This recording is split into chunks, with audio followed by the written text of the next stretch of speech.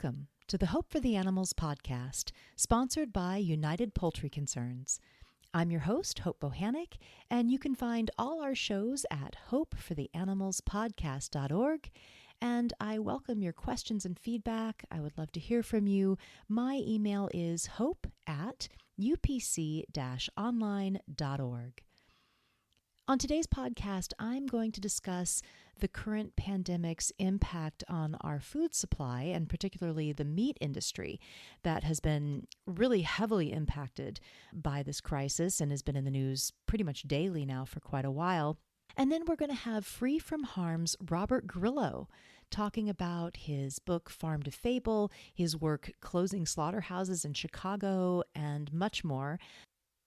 So as we stretch into months, not weeks, of this coronavirus crisis, an industry that's been hit really hard are meat packers and slaughterhouses. Meat processing plants are now the source of numerous new COVID-19 hotspots in these rural communities. A lot of them, outbreaks are coming from meat plants. There have been, at this time in about mid-May 2020, over 6,300 people working in this industry that have tested positive for the virus from over 100 plants in 28 states.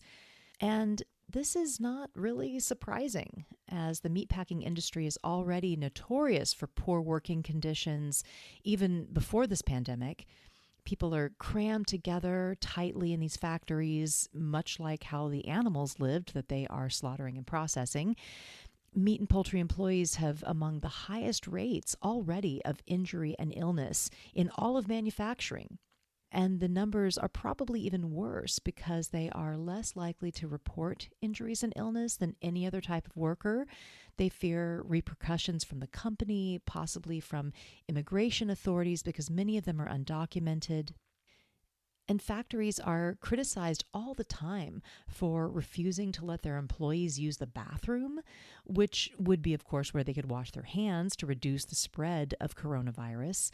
So these places are just awful to their employees already, and this crisis is just making it worse. Because so many plants are having problems and there's this increased demand for meat, companies have been asking for waivers to existing safety laws. And in April, the USDA, with approval from OSHA, allowed 15 poultry plants to exceed federal limits on how many birds workers can process in a minute. The reason for these limits are not necessarily for animal welfare, but for worker safety. So they have no problem putting people at risk in multiple ways. A worker at a Smithfield meat processing plant, when all this started, was feeling sick and had a fever and asked to go home, and they refused to let him leave. He was quoted in a newspaper article as saying, quote, "These people don't care about us. If you die, they'll just replace you tomorrow." Does that sound familiar? Perhaps similar to how the animals are treated that are slaughtered and processed in these places.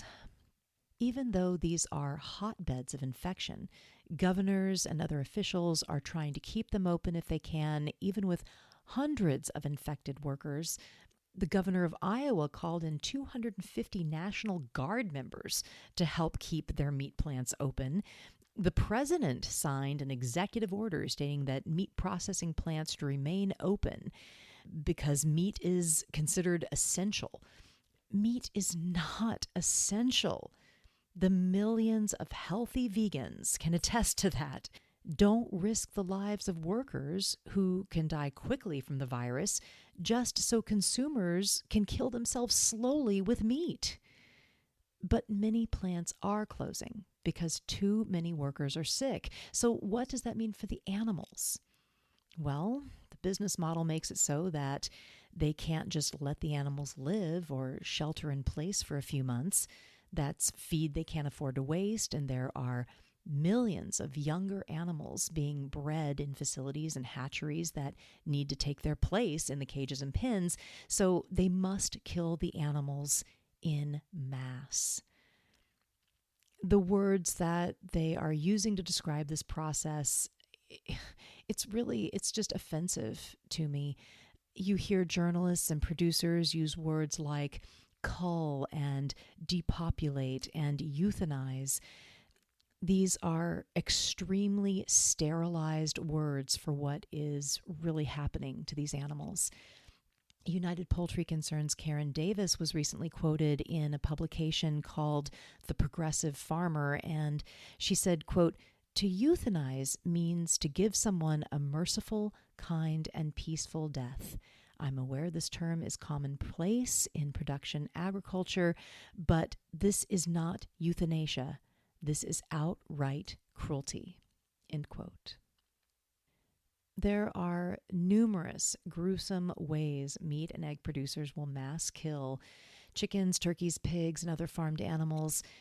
The National Pork Board published a document recently called COVID-19 Animal Welfare Tools for Pork Producers.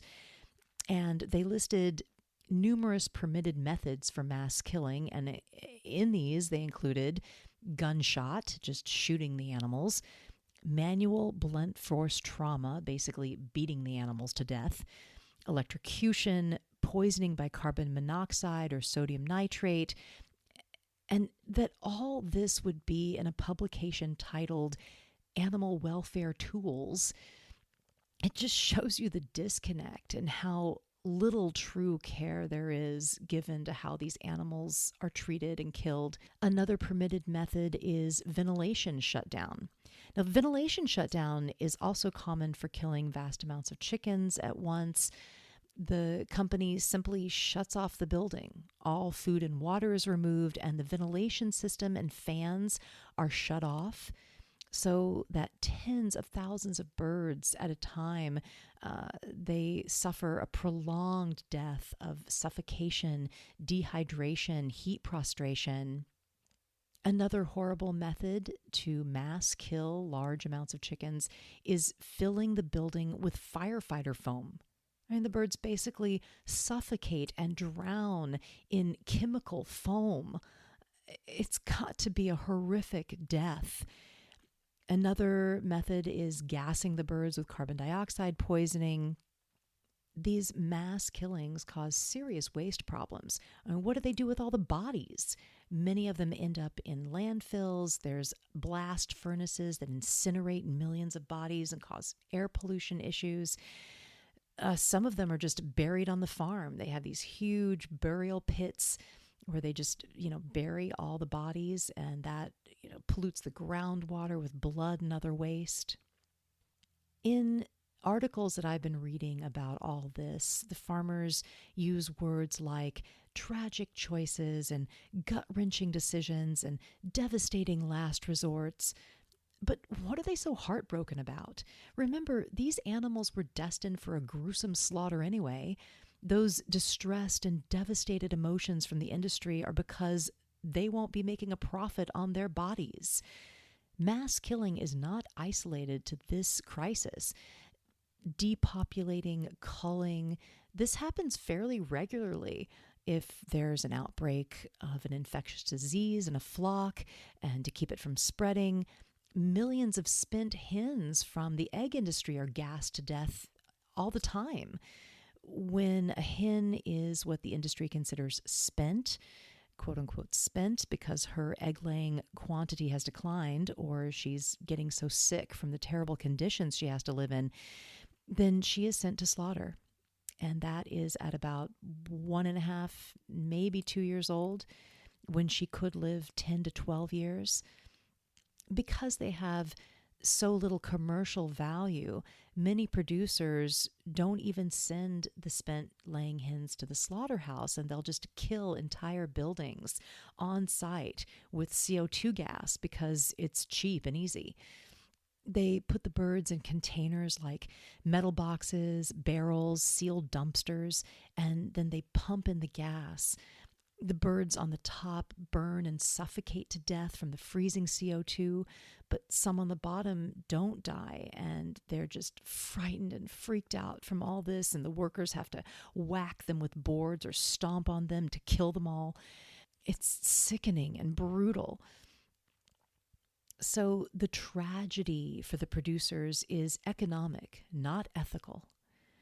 I want to read a quote from an article in the National Review that I found written by Matthew Scully on this issue. Matthew Scully wrote an animal rights book called Dominion. And he wrote in this article, quote, "Sometimes failures in the system reveal the essence of the whole. Abnormal circumstances can clarify problems that pass for normal.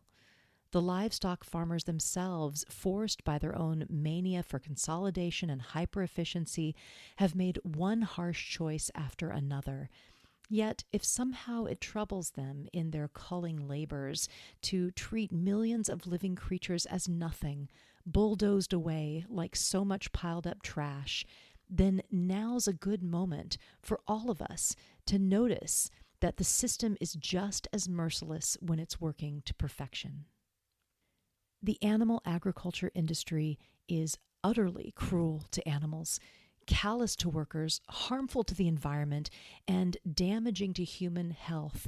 This makes it the least essential industry in the United States and in the world. And I would argue the most immoral. Meat, dairy, and eggs are not essential. I have personally lived without them for 30 years, and I am healthy and thriving. They are not essential to me. They're not essential to you.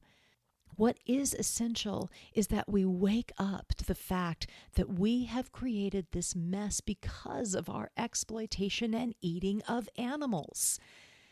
The meat industry is failing.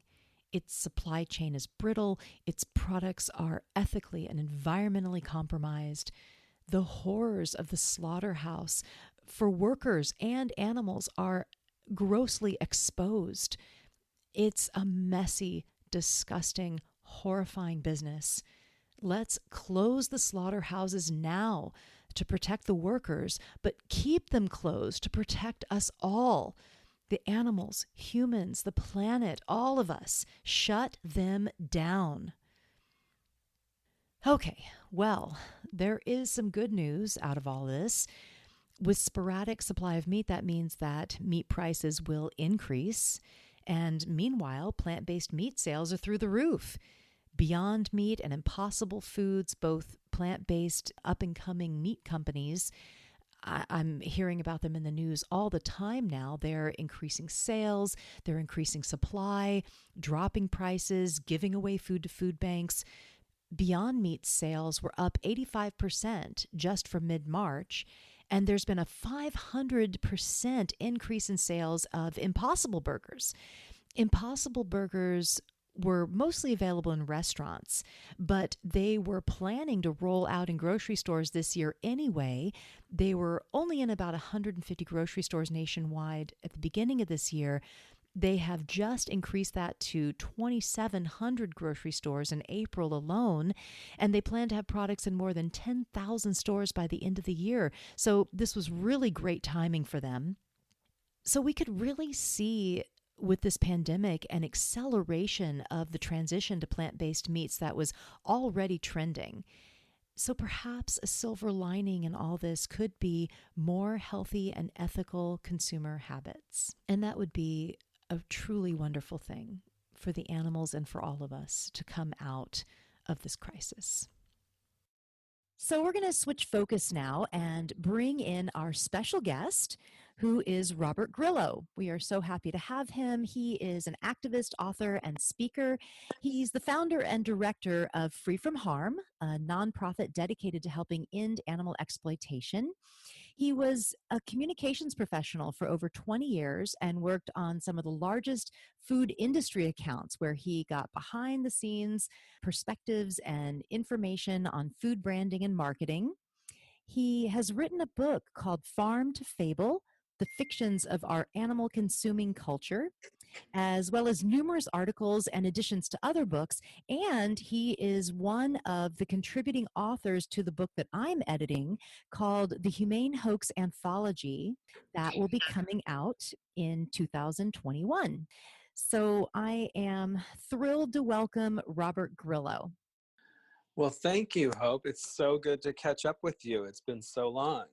Yeah, it's wonderful to have you on, Robert. I am so glad to talk to you. And You and I have a special bond in that we're some of the only authors, two of the only authors who have written books about the humane hoax.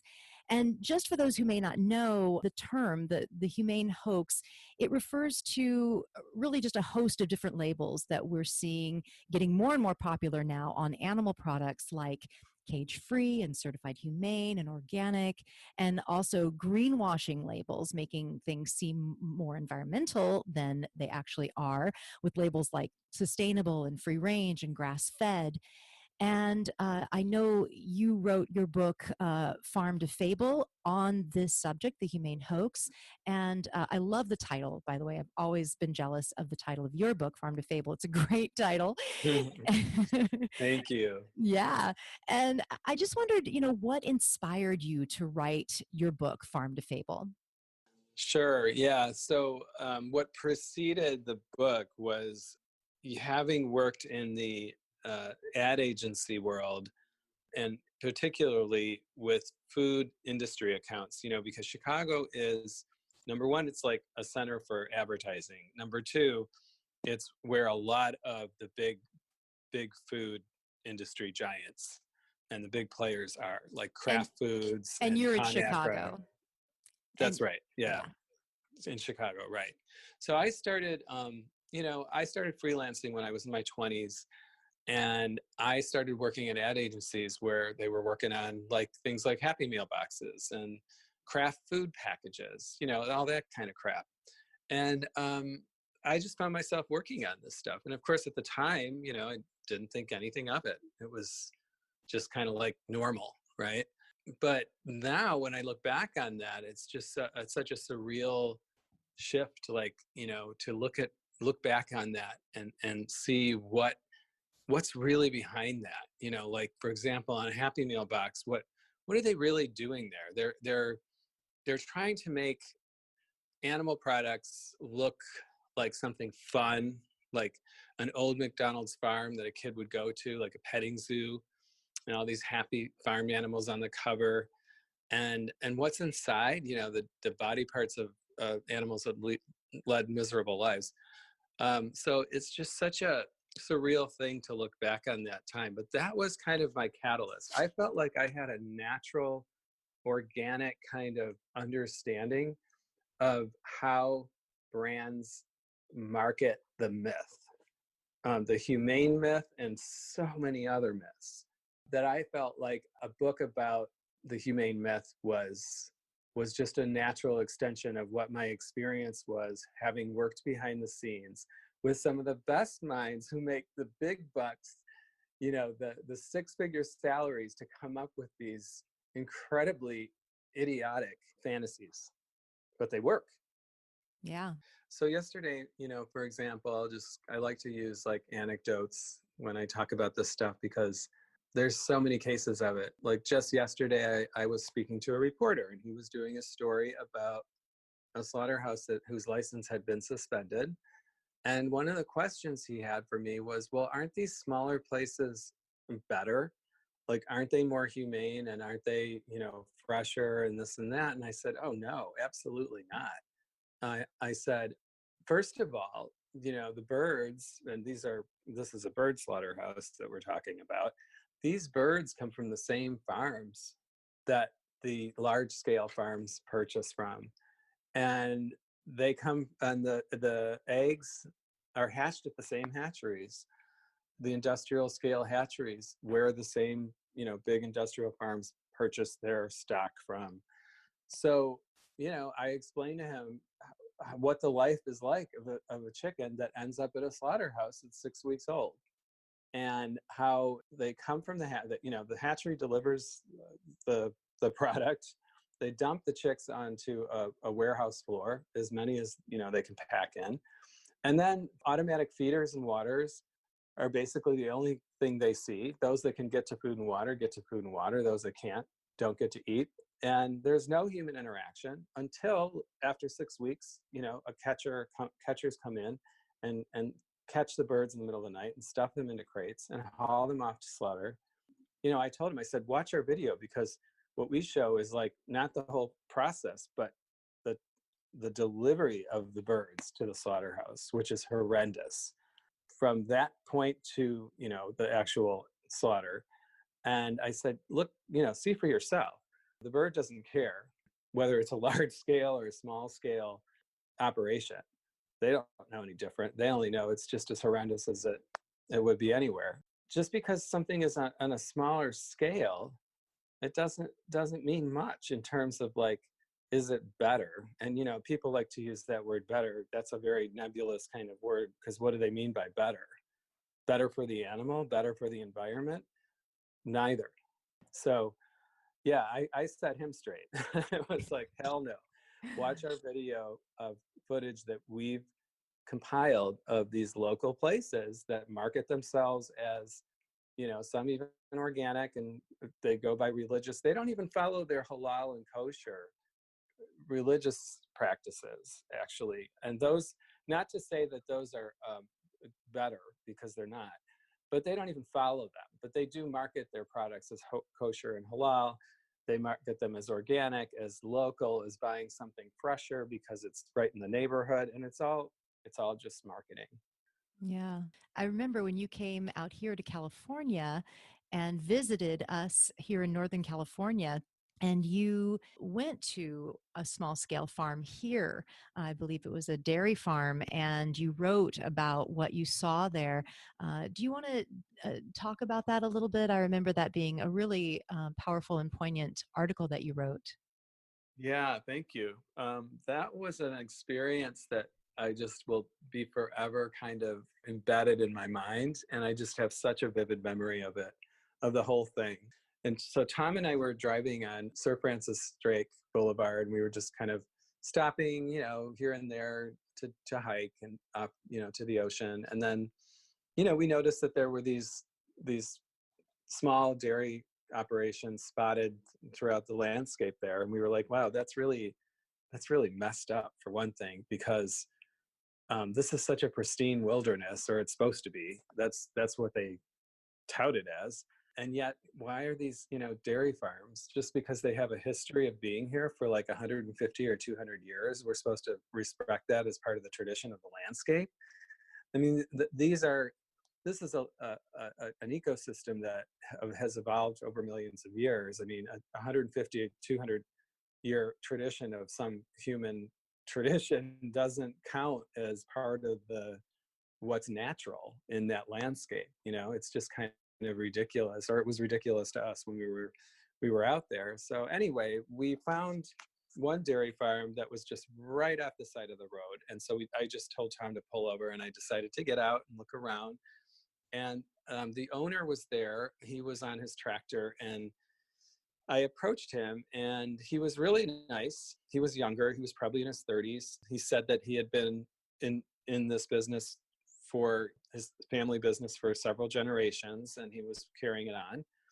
And he showed me around. He showed me the calf hutches, and we looked through that, and it was just it was a really sad, really kind of disturbing situation there, because each calf was different. One would be really terrified and crouched in a corner. Another one would be like bellowing, like, or making their call out the little back window, and just like looking really anxious. Another one just was looking, coming up to us, and like wanting to nurse. So like, sucking on your hand, that they like the way they do, because they really want to, suck on their mother's udders, of course. So each one was different in how they responded, but it was all very sad. It was like, And they had been taken from their mothers and were in these. You maybe describe the calf hutches, so that they're completely separated from their moms. that's right. These little white plastic hutches that many have seen in like photos, but this is what they use. There were about 4 or 5 rows of 20. It was a small operation. And so, yeah, these are the females that would be taken from their mothers right away, and placed in these hutches, and separate hutches.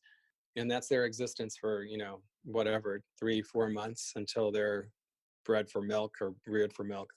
So we went through the hutches, and I looked at each calf and could tell, like, what a sad existence it was for them. And then he took me around to where the mother cows were all kind of like cordoned off into this really small area. They were there to be waiting in line, almost kind of not in line, but they were in kind of a square pen waiting to be milked because there's a milking parlor right there. Contrary to what most people think, these cows are not off on pasture getting a lot of good exercise and then, eating grass and all that. They're up to their ankles in waste and dirt and mud, and just standing there for hours waiting to be milked. And they looked in pretty terrible shape too. And there was one calf that was on the other side of this enclosure that they were in. There was a lot of them in a tiny little space. There was a little male calf, and there were two females trying to reach out to him to lick him. He was probably just born, and Ernest was the owner. Explained to me that this calf was a male that would be sent off to slaughter. And I said, so how does that work? He says, well, I never leave this farm. I never see where they go. I know they go to get slaughtered. The truck comes to pick them up, and I never see them again. So that was really interesting to me because a lot of people, well, farmers kind of give us this perception of themselves as being kind of omniscient about animals and about farming, right? But the fact of the matter is a lot of them only see parts of the process. And in this case, Ernest never sees the violence that happens to the calves, never sees them until after they leave his farm and the truck hauls them away. So then he kind of went into like how he does his own AI, which is, artificial insemination. And he was really proud of it. That was kind of the gross, disgusting part that I found, just how proud he was of saving money and not having to hire someone to do it, and that he could do it himself. And the way he explained it too was really disturbing. It was like, you have to impregnate them sometimes several times to make sure that they're actually going to be pregnant. And sometimes it takes several tries. And he described how they forcibly impregnate them through their rectum. And it was really gross to hear that whole thing. And also, just the way he described it as being like so normal, so without any concern for the animals. Yeah. And yeah, just to clarify, so they do insert their arm into the cow's rectum all the way up to their armpit, basically. And then another device, I think they call it the insemination gun, Right. a metal device goes into their vagina, and that's where the sperm goes. So the sperm's not going into the rectum, but they do insert their arm into the rectum because they manipulate the insides of the cow, Yeah. the tubes and stuff, to make it more viable for her to accept the egg. Pretty disgusting, and just sounds like a horrible process for the poor cow. Yeah, and the fact that they didn't get it right, or that it gets botched, that it has to be done several times, also really kind of makes you think, oh, this is all do it yourself farming here. And like, it's almost like what I've heard about people in backyard chicken forums saying, oh yeah, you know how to get rid of a blocked egg is you force your thumb up the rectum of a chicken, and you do this, that, and it's all this this bad dangerous advice that you get Yeah. from backyard chicken keepers. That's what it kind of reminded me of. Like, this guy didn't really know what he was doing, but he was saving money by having someone like come in and do it. Not that a professional, I'm not suggesting that there's a good way to do it. However, the AI people that actually do this probably do it once and it's done. Whereas in his case, he said he had to do it several times sometimes. So I know that you have some birds that you have rescued and that you've lived with. And I've met some of these wonderful creatures at your house. And I wondered if you could tell me some of the stories of your feathered friend companions that you have rescued, and what that's meant to your life. Yeah, oh, I'd love to. In 2009 was the first a flock of adopted chickens that I rescued and adopted from a school chick hatching project. And so I had no experience back then. I just decided very impulsively that I was going to, adopt some of. There was actually a flock of 19, and I chose 3 of them. And just real quick, what is a chick hatching project? Explain that. Oh yeah, sure. These schools purchase eggs from a hatchery and an incubator, and they set them up. But oftentimes, there's no supervision. There's no really good guidance for how teachers or administrators need to care for these chicks. And they're in a classroom, and oftentimes, I mean, the results are poor, because again, you have like do-it-yourselfers, people that never have cared for animals before. They don't really understand. They're not given good direction. And so a lot of these birds, some of them die, some of them have deformities, just not good. A friend, Tom's, one of his closest friends is a school teacher in the Chicago public school system. And he was trying to help a teacher adopt out 19 of these chicks. And so that's how I came to adopt the 3. And so I raised them like into adulthood, and I had no idea, what I was going to be doing. At the time I adopted them, I wasn't sure. I didn't even think long term. I wasn't thinking like, oh, here's birds that could live 10 years or 8 or 10 years, and my plan is to keep them. Or, I had no idea. I was just taking it one day at a time. But I ended up keeping them throughout their life. And I had a little rooster named Ricardo, and Doris and Danita. They're all past now, but that was my first experience raising chickens, and it was 3 of them. And then I adopted a few more to add to the flock. I adopted Sweet Pea, and I adopted Sandy because she was a hen that nobody wanted because she wasn't laying any eggs. So I adopted her. And so I had 5 at one time. I had 5 all at the same time.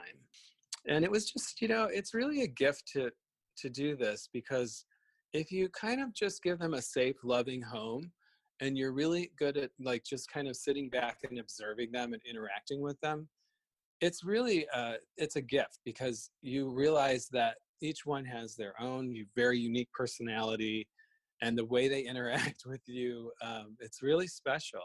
It's really fascinating, and also how they interact with each other, and how they interact with like other, like watching what's going on in their environment, like with other wildlife, with squirrels, with birds, and just seeing how they respond to things. Very rich lives, I think, that they lead. I've also, in the last 10, 12 years, I've rescued a guinea fowl, quail, a turkey, and ducks that are raised for meat. And some of our rescues have come from slaughterhouses, have escaped from local slaughterhouses. So, yeah, and it's interesting because those are breeds that are literally bred to live 6 to 7 weeks. And then they're, basically at a point where they would consider them ready to slaughter.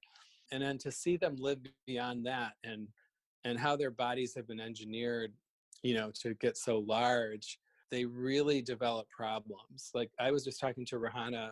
She's a woman I know that has a sanctuary, and she actually has the Cornish rock, which the industry calls broilers. She has 3 of those, and one of them is 3 years old. She's had them for 3 years, and I just marveled at that, because she's been able to maintain their health, the health of birds that were really only intended to live a matter of weeks before they would develop serious problems with their legs or their heart. We had 3 of the same breed that had heart failure within weeks after we rescued them. And they were in Wow. very calm, they were very well taken care of, they were in calm environments, but they didn't make it. So the amazing thing about those birds too that came from slaughterhouses, you'd think they would be terrified, and they just wouldn't want any human interaction at all. And yet the opposite was true. It was like they were so affectionate. Within just an hour or 2 of being rescued, they were ready to like curl up by your foot or Aw. curl up in your lap and take a nap. they were just so sweet. Wow, that's awesome. So I know that you have started a campaign called Slaughter Free Cities and Slaughter Free Chicago. And I'm curious as to what that is all about and how that got started. Tell us about your campaign, Slaughter Free Cities. Yeah, sure. So Slaughter Free Chicago, I started in late 2018. Slaughter Free Cities is a more recent development, really just responding to the fact that once Slaughter Free Chicago got off the ground, several other activists from different cities approached us wanting to start a chapter in their city. And that's what our hope was from the very beginning, was that our campaign would inspire other cities to take on the same kind of campaign and see if they could do it in their city, and that it would spread. What is it all about? What do you do? Well, just as the name suggests, we seek to end slaughter in our city. And so to me, it made sense to start in Chicago because Chicago once promoted itself as the slaughter capital of the world. This is where industrialized slaughter took hold in the turn of this 20 the last century. And so a few wealthy industrialists, the Armours and the Swifts and a few other families, they made fortunes, huge fortunes, off of countless workers and animals by creating the stockyards, Chicago stockyards, which was at the time the largest meatpacking and slaughter complex in the world. And they actually it was a tourist destination. So believe it or not, you could go to a tourist office in Chicago and you would find postcards of, of the stockyards. And hundreds of thousands of visitors went to the stockyards and actually saw the whole process. It was the basis for Upton Sinclair's book, The Jungle. His work is so important to us because he provided a completely different perspective on the slaughterhouse industry. Instead of glorifying it as the backbone of the economy, of the Chicago economy, he said, I got hired undercover to work in the stockyards. And he wrote a book about his experience of being a worker inside of this place for like several weeks. And the jungle really changed the world's view of this industry in a way that was fundamental, I think. And it still resonates today. There are young people that I know that are, 18, 20, and they know the book. They know Upton Sinclair. They know about his legacy. And so we've kind of seized on that because we feel that it's the basis for our work. What we're doing is kind of bringing his vision to a logical conclusion. We're ending slaughter. We're ending this horrible, not a beautiful thing, not a thing that is something to be proud of, like the history books actually portray the stockyards. No, it was a horrible, horrible existence for workers and for animals and for the environment. That's the reality that we project. And we say, no, this isn't something for us to be proud of. Let's close the chapter on this history and let's start a new era of a slaughter-free city in the place where slaughter actually first took hold on an industrial level. And so, yeah, that's kind of it in a nutshell. So, how many slaughterhouses are there in Chicago right now? Well, we've helped close uh, 3 of them, and we have 2 large animal slaughterhouses, and then we have about 10 storefront type bird slaughterhouses left. And we think that several of those are in legal jeopardy. We have a lawsuit against one of them and a second one on its way. And if we win that first case, which we think we have a very good chance of winning, that will set a legal precedent, which could then reverberate and really affect the others, because the city can no longer use its argument which is an incorrect argument about zoning, that these places can remain open and continue operating as a slaughterhouse. It gets a little bit into the legalese and the minutia, but the bottom line is the city's argument in keeping these allowing them to continue in slaughter when they're not legally zoned for that. If we win this first case, we should be able to shut down the rest of them. Great. Yeah, I was thinking though that you might have to have a slaughter-free counties organization as well, because most large-scale slaughterhouses are not really in cities so much. They put them in rural areas on purpose to hide them from large populations of people. So it's unfortunate that a lot of them aren't in a prominent location as Chicago, but we'll get to them. Yeah, I mean, the idea is you start somewhere, and like Right. Martin Luther King Jr.'s model for activism was you start in the place where the injustice is really the greatest, or the Yes. gravest, or whatever. So, like in Selma, it was not a large city, right? But it was the epicenter of the civil rights movement because Martin Luther King chose that as having symbolic importance. And I think when you choose a place that has symbolic importance, like Chicago does for slaughter, then there's a good chance of that story reverberating. So our hope is that, like, for instance, if we have success here, we are having success. But if we continue to have the success that we want, which is completely closing all of them, we do think that will inspire people in other counties, like you said, counties and towns. And it will go to places that it's not now, and spread that way. So that's our hope. So, if somebody was interested in possibly getting involved in either your campaign or starting their own, where would they go to get information? Sure. So our website is at slaughterfreechicago.com. And for those who are interested in looking into setting up a chapter, and if they're in another city or town, we are working hard on a chapter setup guide, and we have something that is usable and we think useful to people to get started. So we would ask someone to send us an email from our website and let us know that they might be interested in setting up a chapter, and that we would then schedule a call with them to kind of help them get started.